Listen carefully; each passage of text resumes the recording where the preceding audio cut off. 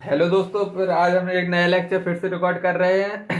आज बेसिकली हम पढ़ेंगे पीरियोडिक टेबल का एक नया लेक्चर।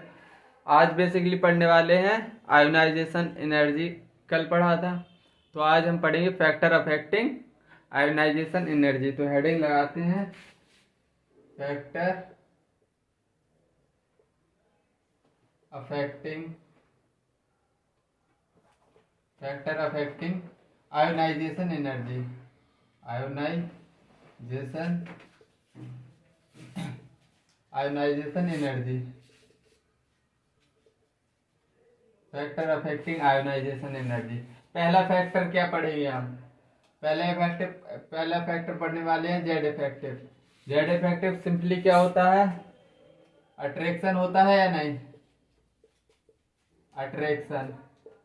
अगर अट्रैक्शन ज्यादा होगा तो जेड इफेक्टिव ज्यादा, अट्रैक्शन ज्यादा होगा। जेड इफेक्टिव मीन्स अट्रैक्शन होता है, तो अट्रैक्शन ज्यादा होगा तो इलेक्ट्रॉन को निकालना उसके ऑर्बिटल से। सपोज दैट अट्रैक्शन ज्यादा है न्यूक्लियस और इसके बीच में, तो इसको निकालना आसानी हो गया, मुश्किल होगा। तो मतलब हायर आयनाइजेशन एनर्जी लगेगी। आयनाइजेशन एनर्जी इधर ज्यादा लगेगी क्योंकि जेड इफेक्टिव ज्यादा, अट्रैक्शन ज्यादा होता है। तो मतलब आयनाइजेशन एनर्जी का क्या होगा इधर? डायरेक्टली प्रोपोर्शनल होगा। Ionisation energy directly proportional to Z effective होगा इधर। पहला पहला पॉइंट ये है। पहला फैक्टर जेड इफेक्टिव है। दूसरा factor shielding effect. Shielding shielding effect और screening effect. Screening effect, shielding और स्क्रीनिंग इफेक्ट। अब देखना इसमें इसमें एक बात समझना है। शील्डिंग और स्क्रीनिंग का मतलब रिपल्सन होता है या नहीं? रिपल्सन। रिपल्सन अगर रिपल्सन होगा तो इलेक्ट्रॉन को निकालना आसान हो गया, मुश्किल। सपोज दैट एक न्यूक्लियस है, इधर शील्डिंग ज्यादा है, अट्रैक्शन को वीक करेंगे। जो अट्रैक्शन लग रहा होगा, फोर्स ऑफ अट्रैक्शन, इसको वीक करेंगे। शील्डिंग ज्यादा है तो इलेक्ट्रॉन को निकालना आसान हो जाएगा या नहीं? बिल्कुल हो जाएगा आसान।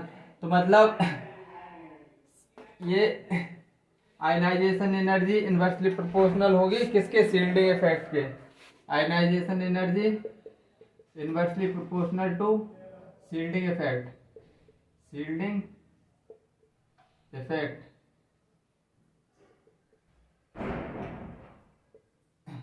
दूसरा पॉइंट क्लियर हुआ या नहीं?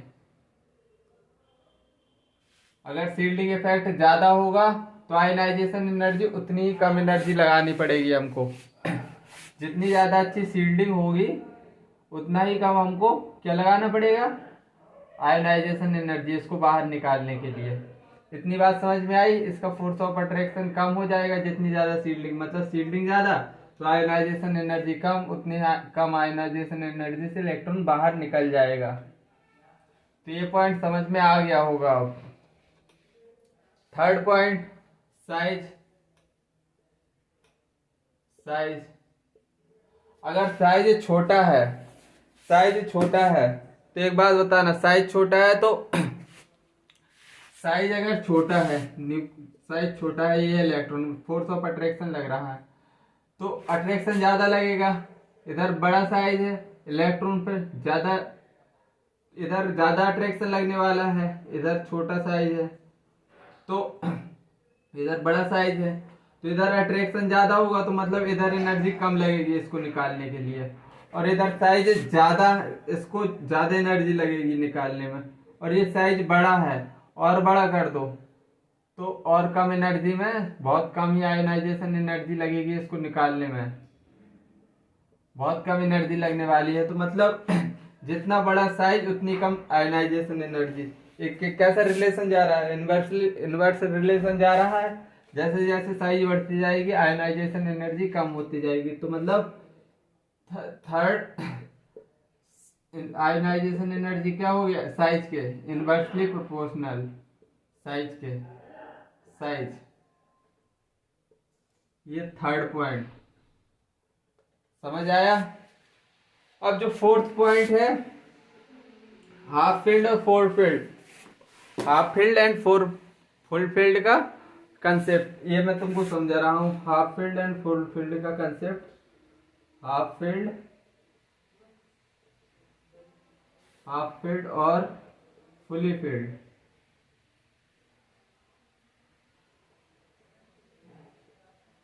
हाफ फील्ड या फुल फील्ड, जैसे हाफ फील्ड और फुल फील्ड समझना, तुमको समझा रहा हूँ। पी में P1, P2, P3, P4, P5, P6, ये बेसिकली क्या है, half field full field. Half field और फुल फील्ड मतलब मोस्ट स्टेबल माने जाते हैं, स्टेबल। तो इसको मतलब इसमें आयनाइजेशन एनर्जी ज्यादा लगेगी निकालने में। और मतलब जैसे डी में देख लो, डी में कितने इलेक्ट्रॉन होते हैं, डी का देखो, D1, D2, D3, D4, D5, ये क्या आ गया, half field D6, D7, D8, D9, D10। तो ये क्या है, हाफ फील्ड और फुली फील्ड एक्चुअली ज्यादा स्टेबल होते हैं, तो आयनाइजेशन एनर्जी ज्यादा लगती है। मतलब इनका इलेक्ट्रॉन अगर निकालना है हमको, जैसे 6 से 5 करना है, तो इसमें बहुत ज्यादा एनर्जी लगेगी, क्योंकि ये स्टेबल है बहुत ज्यादा। तो स्टेटमेंट लिखवा दे रहा हूं नीचे, समझ में आ ही गया होगा। Half field and fully field,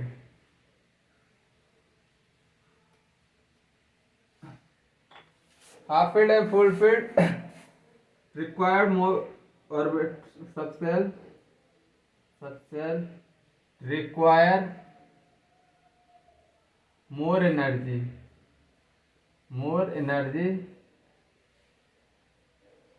to remove electron,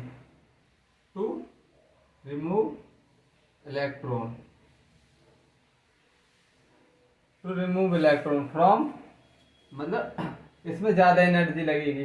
अब ये चारों फैक्टर समझ में आ गए।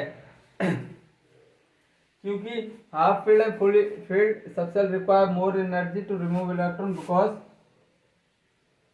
Because they are most stable,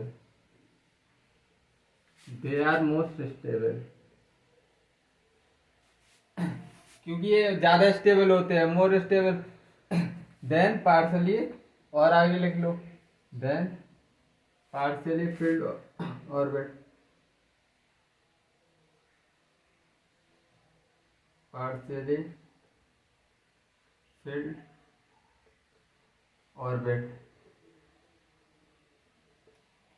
बस इतना सा याद रखना है कि अगर हाफ फील्ड और फुल फील्ड सेल होगा तो उससे इलेक्ट्रॉन निकालना थोड़ी मुश्किल होगा, और जबकि जो पार्शियली फील्ड हुए जैसे D1, 2, 3, इनको निकालना आसान, इनका इलेक्ट्रॉन निकालना थोड़ी आसान हो जाएगा एज कम्पेयर टू D5। ये मोस्ट स्टेबल माना जाता है। जैसे D10, इसका इलेक्ट्रॉन निकालना थोड़ी ज़्यादा मेहनत लगे, मतलब ज़्यादा एनर्जी, ज़्यादा आयोनाइजेशन एनर्जी लगेगी इसको निकालने के लिए। तो इतने 4 फैक्टर तुमको अच्छे से क्लियर हुए होंगे। तो चलो अब ट्रेंड समझ लेते हैं। फैक्टर अफेक्टिंग आयोनाइजेशन एनर्जी, इसको एज इट इज लिख लो, सभी इंपॉर्टेंट पॉइंट है, इसी से तुम्हारे क्वेश्चन निकलने वाले हैं।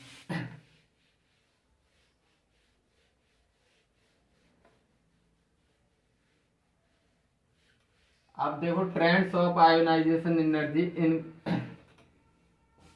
Trends of ionisation energy, trends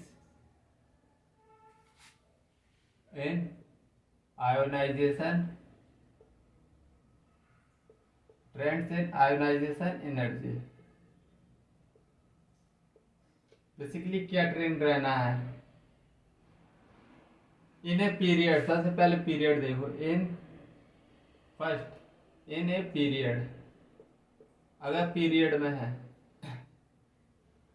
period में अगर हम लेफ्ट से राइट जाते हैं, from left to right move करते हैं, तो क्या होता है, जब हम लेफ्ट से राइट जाते हैं तो साइज क्या बेसिकली छोटा होता जाता है। तो मतलब इलेक्ट्रॉन और न्यूक्लियस के पास आता जा रहा है, छोटा होता जा रहा है, तो मतलब अट्रैक्शन बढ़ता जा रहा है। तो मतलब आयनाइजेशन एनर्जी क्या लगेगी, क्योंकि फ्रॉम लेफ्ट टू राइट जाएंगे हम, तो जेड इफेक्टिव क्या हो रहा है, जेड इफेक्टिव अट्रैक्शन न्यूक्लियस और इलेक्ट्रॉन के बीच में अट्रैक्शन बढ़ता जा रहा है, बढ़ता जा रहा है। मतलब इसका मतलब क्या हो रहा है, अट्रैक्शन बढ़ रहा है, जेड इफेक्टिव ज्यादा, मतलब अट्रैक्शन अट्रैक्शन बढ़ रहा है। तो मतलब आयनाइजेशन एनर्जी ज्यादा लगेगी ना, आयनाइजेशन एनर्जी ज्यादा ही लगेगी ना। समझ आया इतना। इसको निकालने के लिए, आउटर मोस्ट इलेक्ट्रॉन को निकालने के लिए अब ज्यादा एनर्जी लगेगी। चलो अब इन्हें ग्रुप देखो, इन ए ग्रुप, अगर ग्रुप में फ्रॉम टॉप टू बॉटम, अगर हम टॉप से बॉटम जा रहे हैं, टॉप से बॉटम जाते हैं तो क्या होता है, सेल नंबर इंक्रीज होते हैं, इंक्रीज होते हैं। लिखवा रहा हूं from from top to bottom, top से बॉटम जा रहे हैं अब हम, तो सेल नंबर इंक्रीज करते हैं,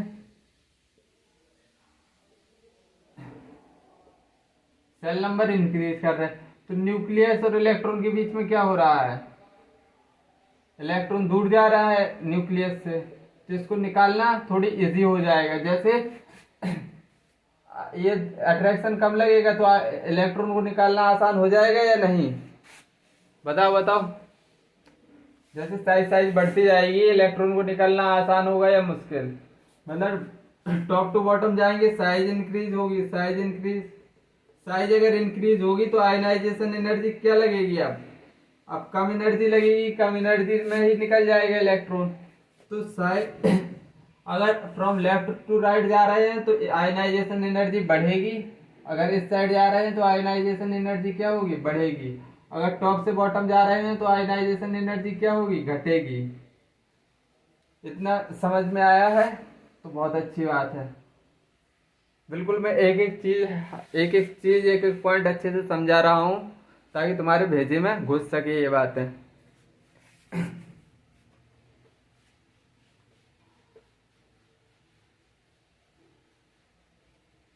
चलो अब आगे बढ़ते हैं। अब क्या पढ़ेंगे अब हम, ionization energy in a period पढ़ लो।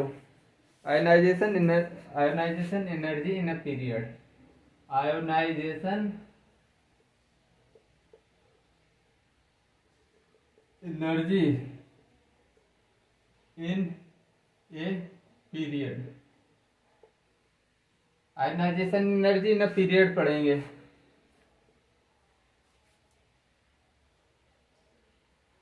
Ionization energy in a period, period में देख रहे हैं। तो सबसे पहले मैं तुमको दो तीन बात लिखवाना चाहूंगा जो कि तुमको मदद करेंगे। ग्रुप ग्रुप चलो इधर लिखो पहले group two, group two, group two, और फिर लिखो ग्रुप 15, फिर लिखो ग्रुप 18, ग्रुप 15, फिर लिखो ग्रुप 18। अब इनकी कॉन्फ़िगरेशन लिख के बताओ मुझे। तो इसका कॉन्फ़िगरेशन क्या आने वाला है, NH2, इसका क्या आने वाला है NH2 NP3, और इसका क्या आने वाला है NH2 NP6, NP6, यही आने वाले हैं कॉन्फ़िगरेशन इनके, यही आएंगे। तो ये बेसिकली क्या है, NH2 मतलब S में या तो 1 इलेक्ट्रॉन होगा या 2 इलेक्ट्रॉन, मतलब फुली फिल्ड है ये। तो फुली फिल्ड होते हैं वो क्या होते हैं, ज्यादा स्टेबल होते हैं। ये पहला क्या है ग्रुप 2 में, फुली फिल्ड, और फिर दूसरे में हाफ फील्ड। फुली फील्ड और हाफ फील्ड में मैंने बताया है तुमको क्या, ये ज्यादा स्टेबल होते हैं। ग्रुप 18 फुली फील्ड है, ग्रुप 18 ये फुली फील्ड है, फुली फील्ड है। तो अब देखो पीरियड के जिसमें एक्सेप्शन नहीं है उनका पहले करा दे रहा हूं, फिर एक्सेप्शन को हम बाद में देख लेंगे। पहले हम नॉर्मल ट्रेंड देख रहे हैं। तो सबसे पहले पीरियड 1, पीरियड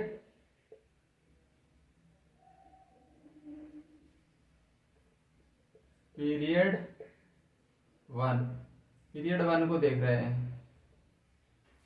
पीरियड वन में हाइड्रोजन होता है, हीलियम होता है, दो ही तो होते हैं। और लेफ्ट टू राइट क्या होता है? Ionisation energy. Left to right size घटता है, अरे नहीं, left to right Z effective क्या होगा? जेड इफेक्टिव बढ़ता है तो अट्रैक्शन बढ़ता है, अट्रैक्शन बढ़ता है तो आयनाइजेशन एनर्जी बढ़ती है। तो मतलब सिंपली लगा दो, इसमें कुछ देखना नहीं है पहले पीरियड में। दूसरे पीरियड की बात करें, पीरियड टू, पीरियड टू में कौन कौन से एलिमेंट आते हैं? हाइड्रोजन, हीलियम, बेटा मांगे तो मांगे, बैगन, आलू, कार्बन, नाइट्रोजन। इसका मैं लिथियम, क्या हेलिना ने, अरे यार हेली, बेटा मांगे, कार्बन, नाइट्रोजन, बेटा मांगे, लिथियम। पीरियड टू लिख रहे हैं lithium, beryllium, boron, carbon, nitrogen, oxygen, fluorine, neon. यही रहेगा, lithium, beryllium, boron, carbon, nitrogen, oxygen, fluorine, neon, यही रहने वाला है। Lithium, beryllium, boron, carbon, nitrogen, oxygen, fluorine, neon. तो अब देखो तुमको कहाँ कहाँ सावधानी बरतनी है। एक तो ये है ग्रुप टू का, और ये क्या है? ग्रुप 13, 14, 15। ग्रुप 15 का ये एलिमेंट है, ये फुली फिल्ड है, ये हाफ फिल्ड है, और लास्ट देखना है ग्रुप 18, ये फुली फिल्ड है।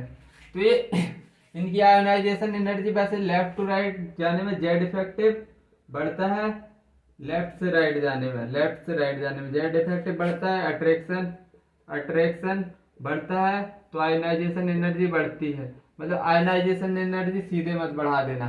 फिर तुमको क्या देखना है, ये जनरल ट्रेंड है। फिर देखना है हाफ फील्ड और फुली फील्ड। हाफ फील्ड के केस में इसमें ज्यादा आयोनाइजेशन एनर्जी होती है, इससे आगे आ जाता है, ये उछल के आगे आ जाता है और आगे चला जाता है। तो इसका ऑर्डर क्या रहने वाला है? लिथियम से ज्यादा लगेगी बोरोन से ज्यादा आयनाइजेशन एनर्जी बेरियम से ज्यादा कार्बन की, और नाइट्रोजन नहीं, अब ऑक्सीजन आएगा, नाइट्रोजन की और ज्यादा होगी ionisation energy due to half filled orbit. और इसकी फ्लोरीन के बाद नियोन की सबसे ज्यादा, क्योंकि फुली फील्ड है ये, तो इसकी तो वैसे ही ज्यादा रहने वाली है। अब ग्रुप 3 की बात करो, ग्रुप 3 की, पीरियड 3 की, पीरियड 3 की बात करने वाले हैं। हेलिना, बेटा मांगे, बैगन, आलू, काशी, नहीं पट्टी, old style, fluorine, chlorine, neon, Hema, Neelam और आर्गन। तो देखो मैग्नीशियम ग्रुप 2 का है, fully filled s orbital, fully filled s orbit. और ये नहीं पट्टी, ये क्या है? हाफ फील्ड है, ग्रुप 15 का एलिमेंट है। आर्गन तो बेसिकली फुली फील्ड है। ये सब आगे चले जाएंगे, एक एटम से आगे, एक एलिमेंट से आगे चली जाएगी इनकी आयोनाइजेशन एनर्जी। क्यों? क्योंकि हाफ फील्ड और फुली फील्ड की आयोनाइज मोस्ट स्टेबल होते हैं, तो इनको निकालने के लिए ज्यादा एनर्जी लगेगी हमको। तो इसका ट्रेंड क्या आने वाला है? क्या कर रहा हूं मैं? सोडियम से ज्यादा होगी एल्युमिनियम की, एल्युमिनियम से ज्यादा मैग्नीशियम की, मैग्नीशियम से ज्यादा सिलिकॉन की, सिलिकॉन से ज्यादा फास्फोरस की, नहीं, सोडियम की ज्यादा, फिर एल्युमिनियम की, फिर मैग्नीशियम की, फिर सिलिकॉन की, फिर सल्फर की, फिर पोटेशियम, फिर क्लोरीन, फिर आर्गन की, ऐसी रहने वाली है। तो group period first, second, third, इसमें एक्सेप्शन नहीं है, तो बिना एक्सेप्शन वाला पहले हम कर रहे हैं कवर, एक्सेप्शन वाला हम आगे करेंगे कवर। चलो अब आयनाइजेशन एनर्जी, इन्हें ग्रुप देख लेते हैं जिसमें एक्सेप्शन नहीं है, वो देख रहे हैं अभी हम। एक्सेप्शन वाला पार्ट हम पीछे सब एक साथ देखेंगे, अभी विदाउट एक्सेप्शन वाले में देख लो।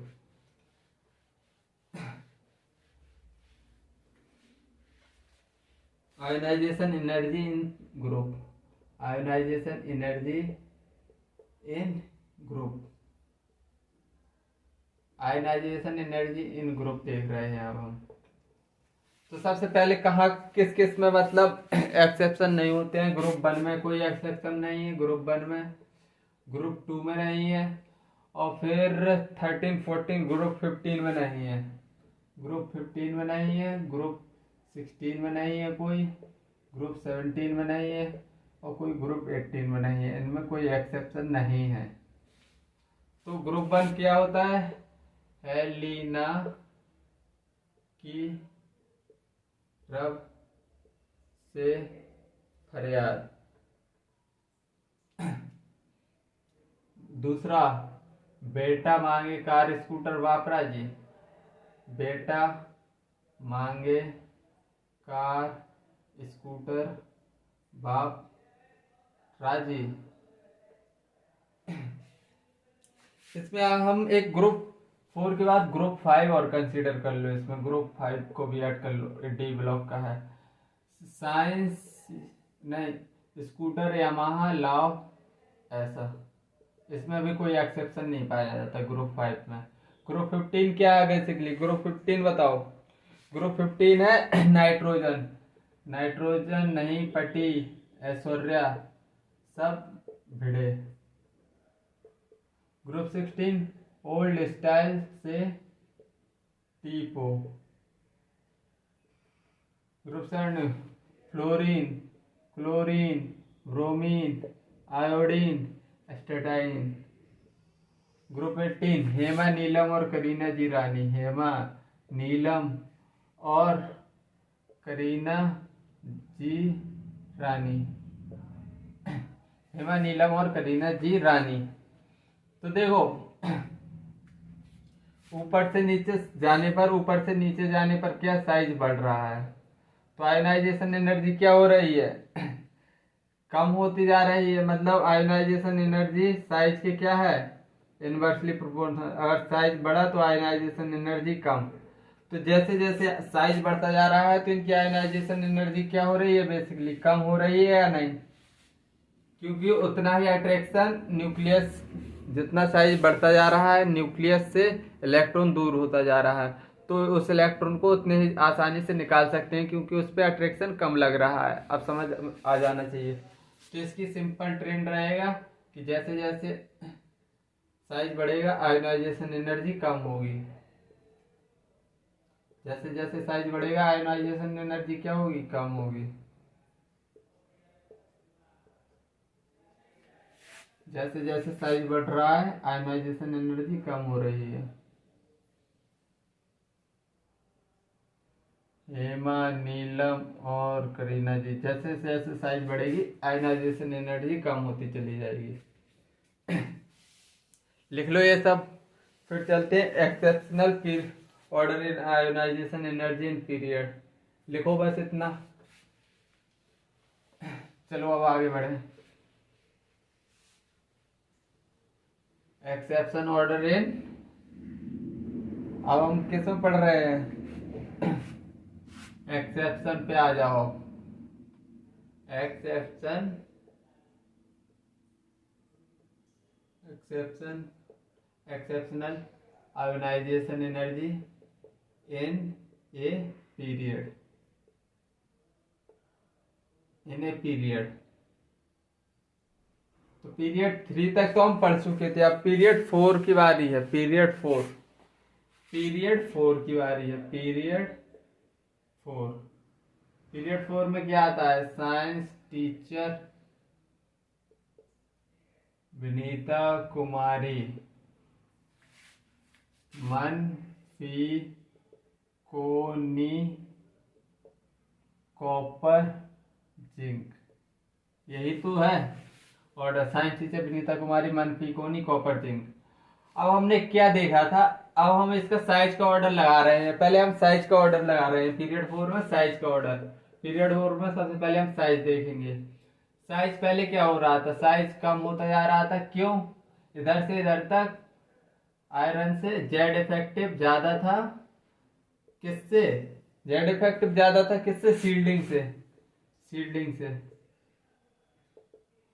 और फीकोनी फीकोनी इनका साइज अप्रोक्स बराबर था, मतलब कि Z effective is equal to shielding shielding ये इधर बराबर था। और फिर क्या हो रहा था, साइज बढ़ रहा था, साइज बढ़ रहा था, मतलब कि इधर इधर से इधर तक शील्डिंग जेड इफेक्टिव बढ़ रही थी, तो शील्डिंग क्या हो रही थी, जेड इफेक्टिव ज्यादा थी इधर शील्डिंग से। और इधर क्या होगा, जेड इफेक्टिव कम होगा शील्डिंग से, शील्डिंग ज्यादा होगी, रिपल्सन ज्यादा, मतलब शील्डिंग ज्यादा। तो इतनी बात समझ में आई, ये ऑर्डर हम पढ़ चुके हैं, इसमें कोई दोहराई नहीं है। तो देखो इधर साइज कम हो रहा है, साइज घट रहा है, साइज कम हो रहा है।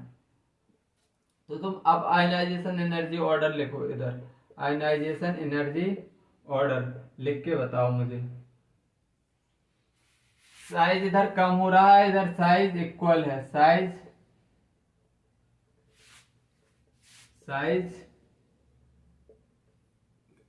इक्वल, साइज इक्वल है इधर, और इधर साइज क्या हो रहा है, साइज बढ़ रहा है। तो एक बात देखना अब तुम अच्छे से, आयनाइजेशन एनर्जी ऑर्डर लिखने से जैसे जैसे साइज कम हो रहा है, मतलब आयनाइजेशन एनर्जी बढ़ रही है, मतलब आयनाइजेशन एनर्जी ऑर्डर लगाओ, आयनाइजेशन एनर्जी ऑर्डर लगाओ। साइज कम हो रहा है, मतलब कि आयनाइजेशन एनर्जी बढ़ना चाहिए। साइंस टीचर साइज बढ़ाते जाओ, विनीता कुमारी मन फीकोनी में साइज बराबर है, आयनाइजेशन एनर्जी भी बराबर हो, फीकोनी। अब देखोगे तुम इधर साइज बढ़ रहा है, तो तुम क्या करोगे तुम क्या करने वाले हो, इधर साइज बढ़ रहा है तो आयनाइजेशन एनर्जी को क्या करोगे तुम, कम करोगे, ऐसे कॉपर और जिंक ऐसे करने वाले हो ना। ये गलत है। क्यों गलत है, इनकी कॉन्फ़िगरेशन क्या होती है, D10 और D10, कॉपर जिंक दोनों D10 होते हैं, फुली फिल्ड डी ऑर्बिटल। तो साइज के बढ़ने पर भी due to fully field,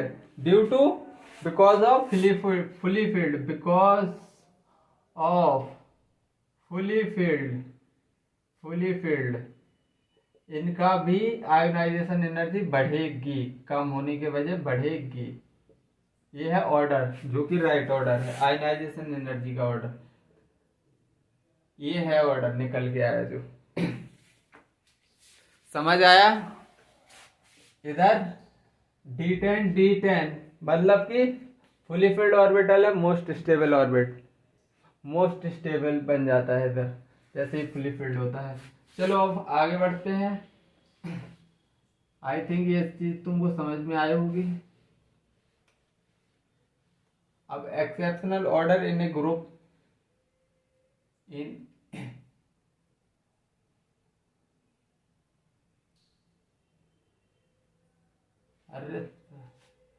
ionization energy in group.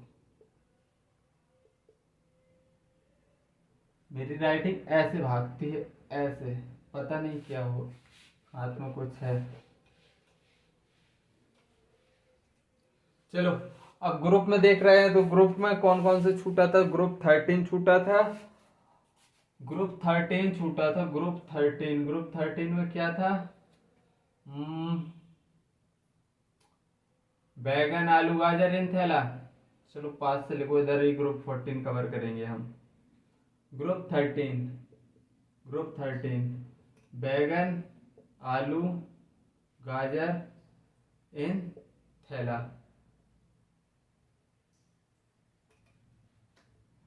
बैगन आलू गाजर इन थैला, इसका बेसिकली साइज बढ़ रहा है, साइज नीचे से बढ़ रहा है, तो आयनाइजेशन एनर्जी क्या होना चाहिए, आयनाइजेशन एनर्जी कम होना चाहिए, क्योंकि लेकिन इसमें ये ट्रेंड फॉलो नहीं होता। इसका रीजन मैं बता रहा हूं, because of transition contraction and lanthanoid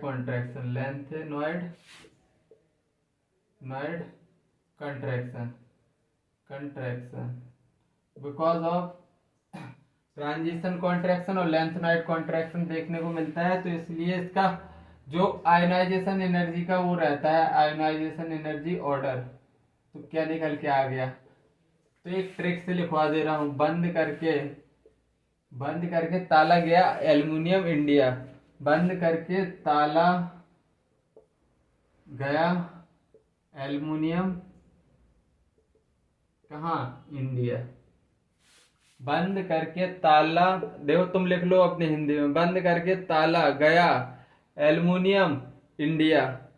ये है ईएन ऑर्डर जो कि तुमको याद रखना है। यही मतलब रिसेंट 2021 में ही पूछा गया था, नीट 2020 या 21 में पूछा गया था, अप्रोक्स बता रहा हूँ, मतलब ये पूछा गया है।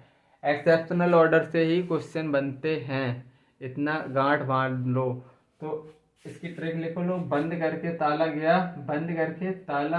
गया एल्युमिनियम इंडिया, इसको बस लिख लो। और चलो अब आगे बढ़ते हैं। ग्रुप 13 देख लिया, अब हम देखेंगे ग्रुप 14।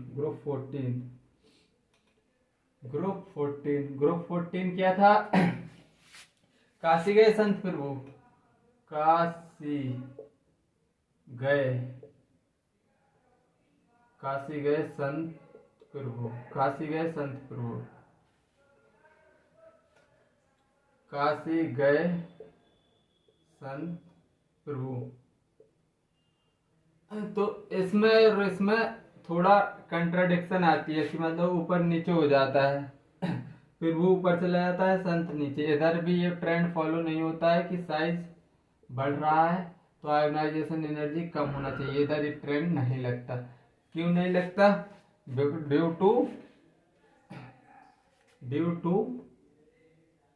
टू लेंथेनॉइड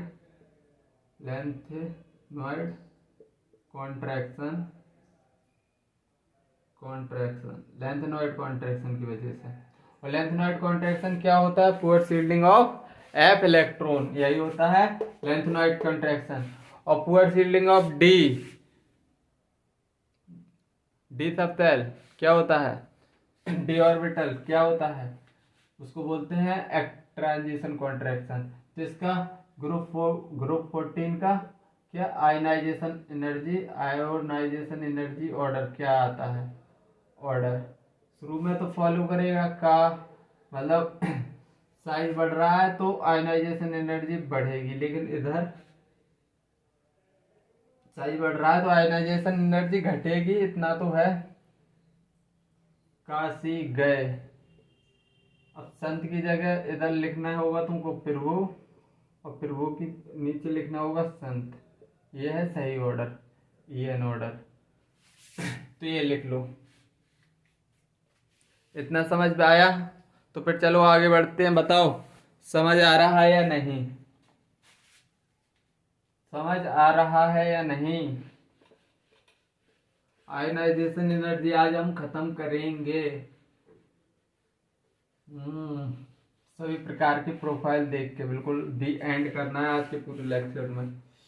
अब क्या एक्सेप्शनल और बचे हैं अभी तो यार, तो मैंने हेडिंग क्यों ड्रॉप कर दी? Exceptional order in group. अभी तो ग्रुप 13 से ग्रुप 14 से ग्रुप 13 से ग्रुप 3 से ग्रुप 12 तक, ग्रुप 3 को छोड़ के सब में होता है। तो सबसे पहले हम लिखेंगे ग्रुप 3, ग्रुप 4, ग्रुप 5, ग्रुप 6। अरे ज़्यादा दूर लिख रहा हूँ मैं।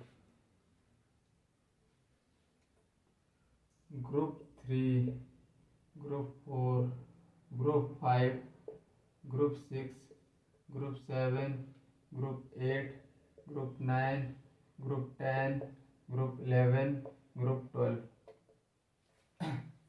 ये लिखे हैं ग्रुप। तो बेसिकली ये पीरियड कौन सा होगा? स्कूटर यहाँ लाओ ऐसे,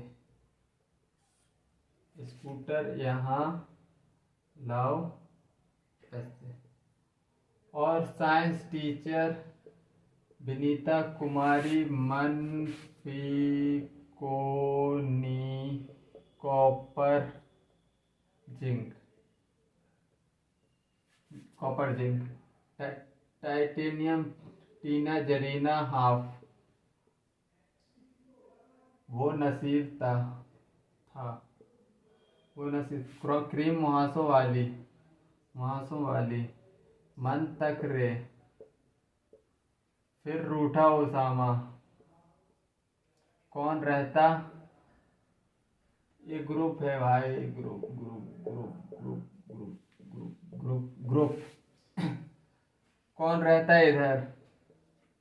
निकाह पढ़ो पंडित। कॉपर से आगे क्या? Gold, zinc, cadmium, mercury. तो साइज का ऑर्डर क्या था? साइज इधर से इधर तक तो बढ़ा था, इसमें तो कोई एक्सेप्शन नहीं था, और फिर इधर इधर बराबर हो गया था, कांस्टेंट साइज। ये साइज का दोबारा ऑर्डर बता रहा हूँ, याद कर लो। अभी कितने बार रिवाइज हो चुकी है एक चीज, तो इधर से इधर तक साइज बढ़ता है। ये साइज का ऑर्डर बता दिया मैंने। तो ये बेसिकली कौन सा पीरियड है? पीरियड 4 है। पीरियड 4 है। तो पीरियड 4 है तो कौन सी सीरीज होगी? 3D series. और ग्रुप, ये कौन सा ग्रुप है? ग्रुप। पीरियड कौन सा है? पीरियड 5 है। तो एक कौन सी सीरीज होगी? 4D series. n-1 ही तो होता है 4D सीरीज। और ये कौन सी पीरियड कौन सा है? पीरियड छठवां है, मतलब कि 5D सीरीज। ये 5D सीरीज है। तो इसमें एक्सेप्शन आते हैं, तो देखो कैसे इनको टैगल करना है। मैं तुमको अगले स्लाइड में लिखूंगा क्या? हाँ, इधर आएगा नहीं, अगले ही स्लाइड में लिख लो, अगले ही स्लाइड में लिखो। तो ये इनका साइज का ऑर्डर है, ऑर्डर ऑफ साइज है ये, order of size. Ionisation energy नहीं है, ऑर्डर ऑफ साइज है ये। तो आयोनाइजेशन, इसमें वेरिएशन भयंकर रूप से आते हैं। इसमें आयोनाइजेशन एनर्जी की एक ट्रिक लिखवा रहा हूँ मैं, तो उसको याद रख लेना है, उससे क्वेश्चन बन जाएंगे, सब निकल जाएगा। और बस इसमें कुछ ज़्यादा ही वेरिएशन है, इसलिए मैं मतलब इसमें ऊपर नीचे कर दूंगा, तुमको कुछ समझ नहीं आएगा, तो इसलिए इसको हटा दे रहा हूँ और ट्रिक लिखवा रहा हूँ डायरेक्ट। तो सबसे पहले 3D सीरीज की, 3D series, 4D series, 5D series की मैं ट्रिक लिखवा रहा हूँ। पहले क्या? ग्रुप 3 पहले लिखना है तुमको, ट्रिक लिखवा रहा हूँ, ग्रुप 3 लिख दो, फिर ग्रुप 4 लिख दो, ग्रुप 5 लिख दो, ग्रुप 6 लिख दो, फिर ग्रुप नीचे लिख दो ग्रुप 7, ग्रुप 8, ग्रुप 9। अभी ग्रुप 10, फिर ऊपर लिखना group 10, group 11, group 10, group 11,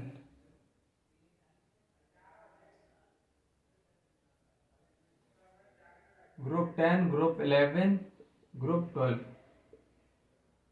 group 3, group 4, group 5, group 6, group 7, 8, 9। पहले 3 से 4, 5, 6, 7, 8, 9, 10, 11, 12 ऐसे कर देना है तुमको सिंपली। अब इसमें ट्रिक क्या है, जिसकी मैं सीधा सीधा लिखवा दे रहा हूँ। ये 5D सीरीज है। पहले 5D सीरीज आयोनाइजेशन एनर्जी की ट्रिक लिखवा रहा हूँ, ट्रिक ऑफ आयोनाइजेशन एनर्जी। तो 5D सीरीज से ज़्यादा होगी इसमें, क्योंकि इसमें तो जनरल ट्रेंड चलता है, साइज बढ़ता है तो आयोनाइजेशन एनर्जी क्या होती है? कम होती है। इधर 3D सीरीज मतलब साइज बढ़ेगी तो आयोनाइजेशन एनर्जी कम होगी। 4D सीरीज, 4D सीरीज और फिर 5D सीरीज, 5D सीरीज। और इसमें देखो, इसमें 5D सीरीज का ज़्यादा होगा। 5D सीरीज, 5D सीरीज की आयोनाइजेशन एनर्जी को होगी, फिर 4D सीरीज की, फिर 3D सीरीज की, फिर 3D सीरीज। और इसमें 5D सीरीज की आयोनाइजेशन एनर्जी ज़्यादा होगी। 5D सीरीज, फिर 3D सीरीज, फिर 4D सीरीज। ये सब लोग बच के निकल जाते हैं इधर से, लेकिन मैं एक एक चीज कवर करा रहा हूँ, टेंशन मत लो तुम। मैं PYQ भी निकलवा के जा रहा हूँ। तो PYQ है दोनों। PYQ कैसे आया? नीट में आया है ऊपर वाला, नीचे वाला। PYQ ऊपर वाला नीट में आया है, नीचे वाला नीचे वाला आया है। ये क्वेश्चन है PYQ। आयनाइजेशन एनर्जी ऑफ किसका? कॉपर Ag और किसका? Au। ये किस में? कॉपर, सिल्वर और गोल्ड किस किस ग्रुप में आता है? बताओ जल्दी। ये 11 में आता है, 11 में। तो कौन रहता कॉपर से आगे? गोल्ड। कॉपर से आगे गोल्ड, कॉपर से आगे गोल्ड, गोल्ड को ये 3D सीरीज है, ये 4D सीरीज है, ये क्या है? 5D series. तो इसमें ऑर्डर क्या लगाना है ग्रुप 11 में? देखो, मतलब 5D लगाना है, फिर 3D, फिर 4D। 5D क्या है? AU, ये आंसर है AU। फिर 3D लगाना है। 3D क्या है? कॉपर। फिर क्या लगाना है? 4D मतलब Ag। ये ऑर्डर निकल के आ गया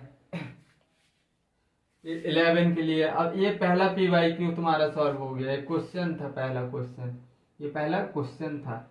दूसरा क्वेश्चन ये IIT JEE में आया हुआ क्वेश्चन है। तो आयनाइजेशन एनर्जी इसमें किसकी पूछी थी उसने? Nickel, palladium, platinum. तो इसमें निकाह पढ़ो पंडित किस ग्रुप में आता है? ये पहले ये बताओ, किस ग्रुप में आता है? 12 ग्रुप में आता है। निकाह पढ़ो पंडित, फिकोनी, कॉपर जिंक, कॉपर जिंक 13 14, हाँ 13 14। ये ग्रुप 10 में आता है। निकाह पढ़ो पंडित, निकाह पढ़ो पंडित, हाँ 12, निकाह पढ़ो पंडित 10 में आता है। तो 10 देखो, ये 5D 4D 3D लगना है इसमें। 5D निकाह पढ़ो पंडित, ये 3D है, ये 4D है, ये क्या है? 5D series. तो इसमें कौन सी ट्रिक लगनी है? 10 ग्रुप 10 का है, तो इसमें 5D 4D 3D। 5D मतलब प्लेटिनम, प्लेटिनम की आयोनाइजेशन एनर्जी ज़्यादा होगी, फिर पैलेडियम की, फिर निकल की। समझ में आया? ऐसे क्वेश्चन निकलते हैं इसमें। इसमें इतने भयानक रूप से मतलब एक्सेप्शन होता है। मैंने तुमको ट्रिक की फॉर्म में लिखवा दिया। तुमको सबसे पहले गिनती लिखनी है 3 4 5 6 7 8 9, फिर बचेगा 10 11 12। ऐसे 2-3 बार लिखना। और 5D ये तो नॉर्मल ट्रेंड फॉलो करेगा ग्रुप 3, और इधर एक्सेप्शन है 5 4 3 5 3 4। बस इतना याद रख लेना। चलो फिर आगे बढ़ते हैं और देखते हैं आगे क्या कैसे क्वेश्चन और बनते हैं आयनाइजेशन एनर्जी पे।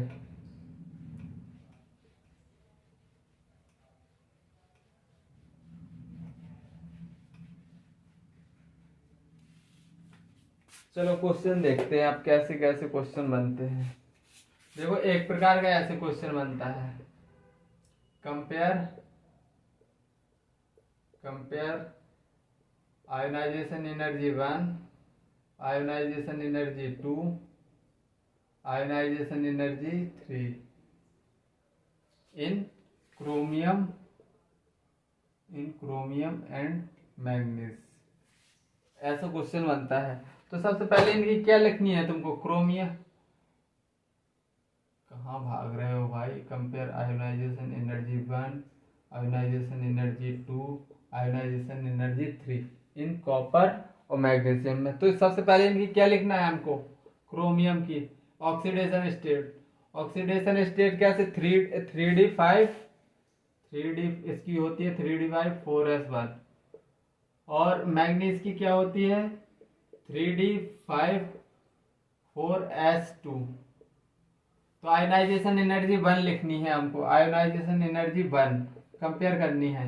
इसमें कंपेयर पूछा है, आयोनाइजेशन एनर्जी कम। अब देखना है एक बात, देखो इधर ये दोनों हाफ फील्ड है, स्टेबल है। इसमें देखो 4S2 ये फुली फील्ड है, मतलब आयोनाइजेशन एनर्जी इसमें फर्स्ट Mn की ज्यादा होगी, Mn की ज्यादा होगी क्रोमियम से। अब ये पहला हो गया। अब आयनाइजेशन एनर्जी सेकंड कैसे कैलकुलेट करते हैं, अब हम एक इलेक्ट्रॉन निकाल देंगे इससे, तो बचेगा 3D5, एक इलेक्ट्रॉन निकाल दिया 3D5। मैग्नीज कैसे, मैग्नीज का अब इसमें आयनाइजेशन एनर्जी सेकंड निकाल रहे हैं, तो हम एक और इलेक्ट्रॉन निकाल देंगे इससे, तो 3D5 4S1, 4S1। अब आयनाइजेशन एनर्जी 2 लिखो, बताओ किसकी ज्यादा है। आयनाइजेशन एनर्जी 2 निकाल रहे हैं तो एक इलेक्ट्रॉन निकाल दो। आयनाइजेशन एनर्जी 1 देख रहे हैं तो इनका ऑक्सीड मतलब कॉन्फ़िगरेशन देख के कौन स्टेबल है उसमें लगा देना। आयनाइजेशन एनर्जी 2 में एक इलेक्ट्रॉन निकाल देना, निकाल दिया। अब देखो ये हाफ फील्ड है, ये भी हाफ फील्ड है वैसे, और इधर है 4S1, 4S1। तो आउटर इलेक्ट्रॉन तो ये दोनों, पहली बात तो मैं सीधा लिख दूंगा कि क्रोमियम हाफ फील्ड है, तो सीधी क्रोमियम की ऑक्सीडेशन स्टेट मैग्नीज से ज्यादा होगी। अब सब लोग डाउट लेके आ जाते हैं कि कॉमन मतलब हाफ फील्ड इसमें भी है, हाफ फील्ड इसमें भी। बेटा ये तो देखो, अगर तुमको एक इलेक्ट्रॉन निकालना है तो तुम 3D तो हाफ फील्ड है, 4S इधर ही से तो निकल लेगा जल्दी, तो इसकी कम हो जाएगी आयोनाइजेशन एनर्जी कम या नहीं, और जल्दी निकल जाएगा तो कम होगी क्योंकि इसका सेल नंबर है 4। चलो और आगे, क्रोमियम मैग्नीज की थर्ड आयोनाइजेशन एनर्जी निकालनी होगी, तो ओरिजिनल वाले से 3 थर्ड आयोनाइजेशन एनर्जी थर्ड देख रहे हैं, तो हमको इसमें से 2 इलेक्ट्रॉन निकाल दो, एक इससे जाएगा एक इससे, 3D4 बचेगा, 3D4, 2 इससे 3D5। तो इसमें देखो हाफ फील्ड मोर स्टेबल है, मतलब Mn की आयोनाइजेशन एनर्जी ज्यादा आएगी किससे, क्रोमियम से। तो ये हो गए ऐसे, एक ऐसा क्वेश्चन बनता है। चलो एक और तुमको करवा दे रहा हूं ताकि तुम्हारा कॉन्फिडेंस आ जाए।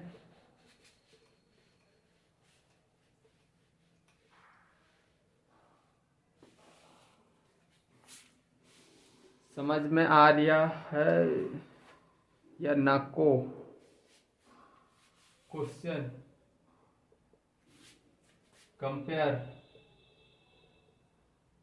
Compare ionization energy 1, ionization energy 2, ionization energy 3 किसके किसके बीच में, इन कॉपर और zinc, in copper and zinc.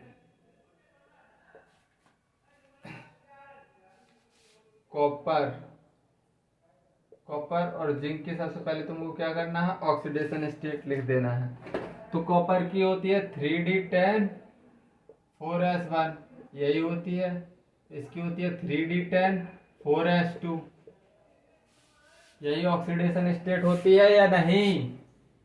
अब आयोनाइजेशन एनर्जी 1 लिखना है, तो हम कैसे लिखेंगे कि कौन ज्यादा स्टेबल है, ए भी फुली फील्ड है, ए भी फुली फील्ड है, ये इधर हाफ फील्ड है, मतलब जिंक की ऑक्सीडेशन स्टेट ज्यादा रहेगी, आयोनाइजेशन एनर्जी ज्यादा रहेगी एज कंपेयर टू कॉपर।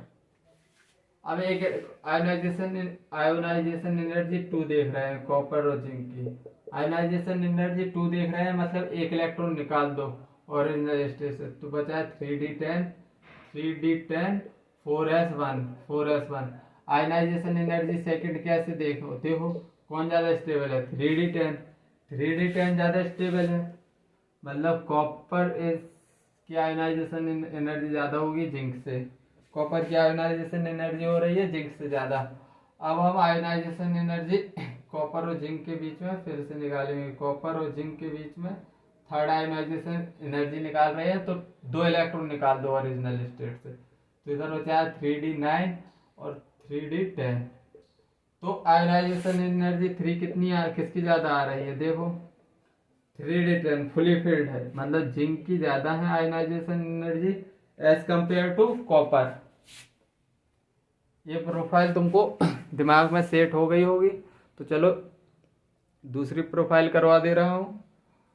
एक और प्रोफाइल में कैसे क्वेश्चन आते हैं तो देखो। एक पहले तो आएगा जनरल ट्रेंड से, मैं करवा चुका हूँ। एक्सेप्शनल ऑर्डर से करवा चुका हूँ। और एक प्रोफाइल ये थी, करवा चुका हूँ। और लास्ट प्रोफाइल बची है वो और देख लो। डायरेक्ट क्वेश्चन के फॉर्म में देखो कैसे पूछेगा तुमसे। इफ आयोनाइजेशन एनर्जी 1 बराबर 200 इलेक्ट्रॉन वोल्ट पर एटम और आयोनाइजेशन एनर्जी 2 बराबर 300 electron volt per atom. Ionization energy 3 1100 electron volt per atom. Ionization energy 4 इसकी कितनी है, 1300 electron volt per atom.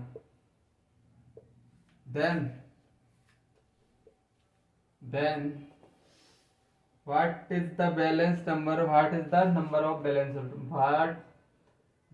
what is the number of valence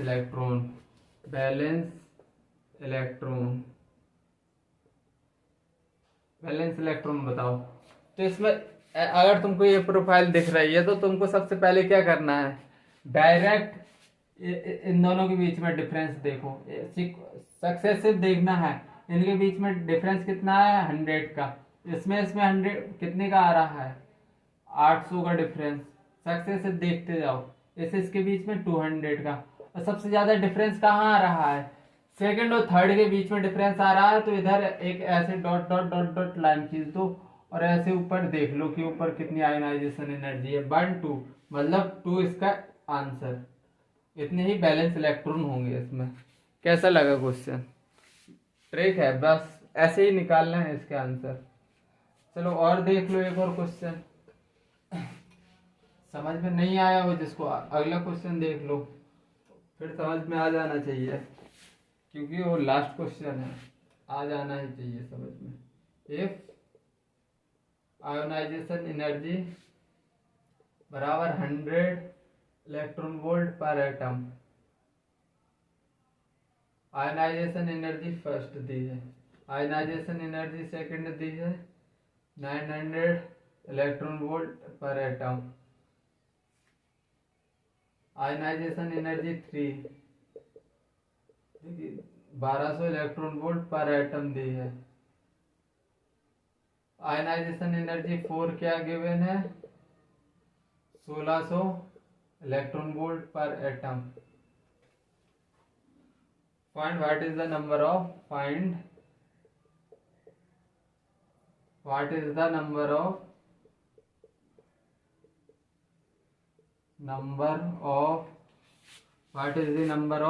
electron,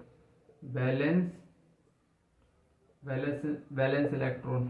तो सबसे पहले तुमको इनके बीच में डिफरेंस फाइंड करना है। इसके बीच में 800 का डिफरेंस आ रहा है, 9 10 11 12, इसके बीच में डिफरेंस 300 का आ रहा है, इसके बीच में डिफरेंस 400 का आ रहा है। सबसे ज्यादा डिफरेंस किसके किसके बीच में आ रहा है, फर्स्ट और सेकंड के। तो इसके बीच में एक लाइन खींच दो ऐसे डॉट डॉट डॉट, उसके ऊपर चले जाओ। कितनी आयोनाइजेशन एनर्जी गिवन है, 1 आयोनाइजेशन एनर्जी गिवन है। इसका मतलब बैलेंस इलेक्ट्रॉन क्या होगा इसमें, 1 ही इसका आंसर होगा।